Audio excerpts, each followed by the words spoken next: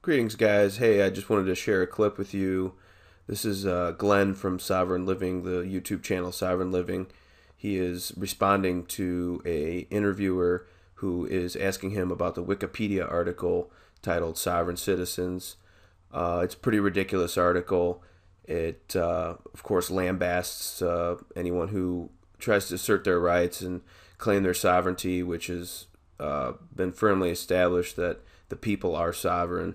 And so, of course, the criminals in government want to label sovereigns as terrorists because they threaten their corporate cartel control system in some sort of way. So he does a great job of rebutting this Wikipedia article with documentation, facts, and just basically reading from the words.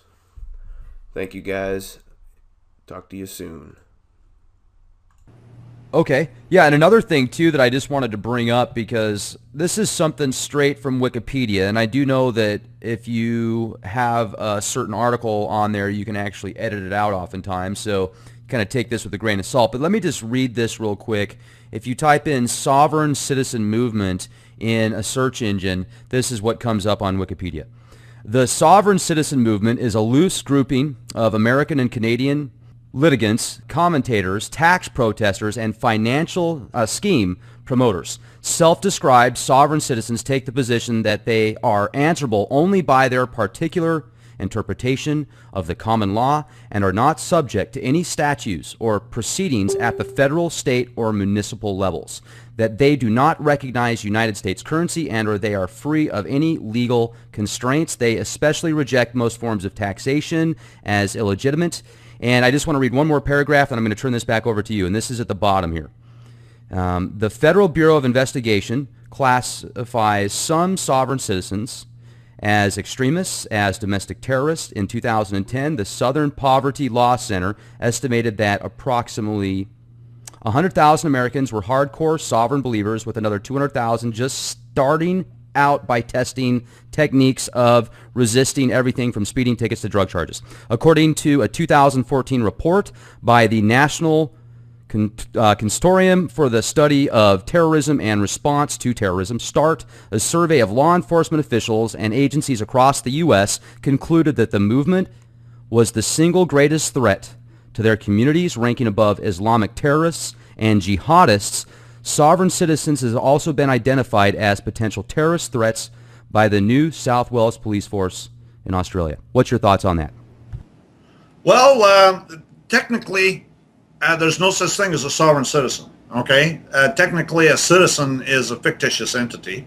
But other than that, let me read you some court cases. I'll see if I can find you some court cases here to read to you, and then you can come to your own conclusion.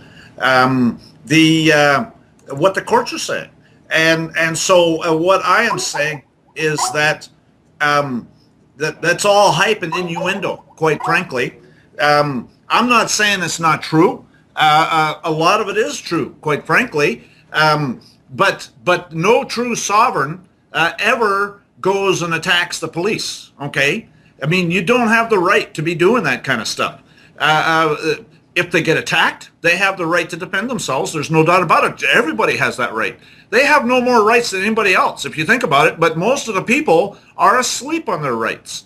And so most people don't have any clue about what their rights are. And that's part of what I try to do, is to educate people about who they are. Do you know who you are? I've got a whole set of YouTube videos that go through. It's a playlist. And it's do you know who you are? And most people don't have a clue about it. And that's why there's actually two classes of citizens. And that's what I was telling you at the very beginning, is if you're a state citizen, and you can be a state citizen without being a U.S. citizen, there's all sorts of court cases to talk about it. If you're a state citizen, then you have all the rights of the king. Okay? And I can show you court cases all day long that talk about that. But if you're a U.S. citizen, you are a slave. You are a piece of property. They can do literally anything they want, and they do it all the time. And you have no rights Matter of fact, the courts have said that U.S. citizens don't have access to the first 8 amendments to the Constitution against the powers of the federal government. And so, again, do you know who you are?